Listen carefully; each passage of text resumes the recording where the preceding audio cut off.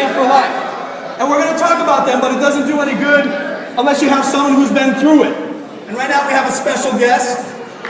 He played for several NFL teams. He had an 11-year career in the NFL. And he's going to talk about you some other things, having a plan B, overcoming adversity, putting a whole message together. All right, he played for the Colts and Chargers and one other team. I can't think of it. The Packers! All right, so let's get a nice big Milwaukee welcome for Blaze Winter, everybody. Round of applause.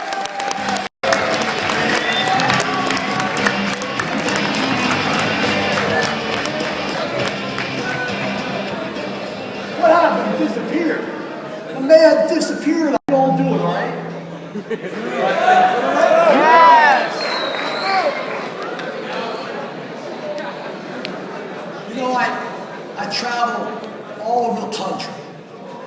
I travel from east to west, north to south, and I meet a lot of people. My mother always saying, have a purpose beyond the obvious for what you do in life. She always used to say that. And I find it rather interesting now that the purpose is to empower people. See, I like that feeling of empowering people. I remember when I played for the Packers, the Chargers, and Indianapolis, I remember the feeling when somebody would empower you, lift you up. I felt so strong, powerful. And I felt like I had a responsibility to that other person. I felt I had a responsibility to that other person. It's sort of funny now that I'm living what my mom taught me. But back when I was little, what I used to do was push my mother away.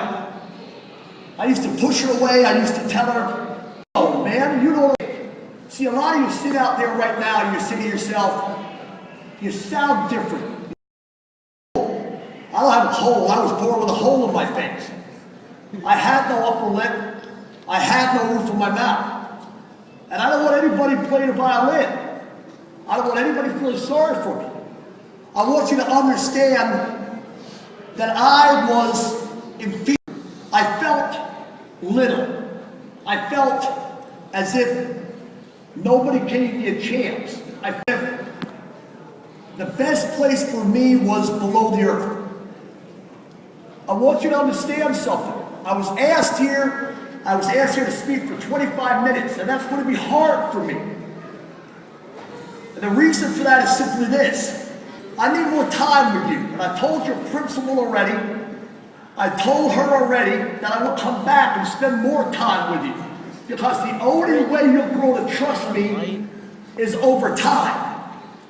You'll realize I really do enjoy empowering people. I really do want to make my mother proud, even if it's many years later. Oh, I used to cause my mother so much hell. I'm going to tell you, I used to just drive her nuts. My mother was always supportive. My mother was always encouraging me. My mother was always, hey, that problem you have with your face, it'll go away. And I thought, no, it won't. There was a lot of people around the neighborhood where I grew up. There was tall, short, wide, thin, black, white, yellow, green, every imaginable color. People in New York City were all going somewhere. And guys, I was going somewhere also. I was going wherever I put my attention. I was going right below the earth. I'm not proud to say that I was, well, suicidal in elementary school, because I was. I kept on feeding the problem. And the problem was, I had a hole in my face. I wasn't able to talk very well. And I'm not trying to say I'm great at it now, because between you and me, I'm a humble man. A lot of you talk better than I, but that's not the point. The point is, I'm actually practicing finally what my mother shared with me. I want to honor her on this day. I want to honor all the great leaders in my life on this day. I want to honor them. I want to be more rather than less.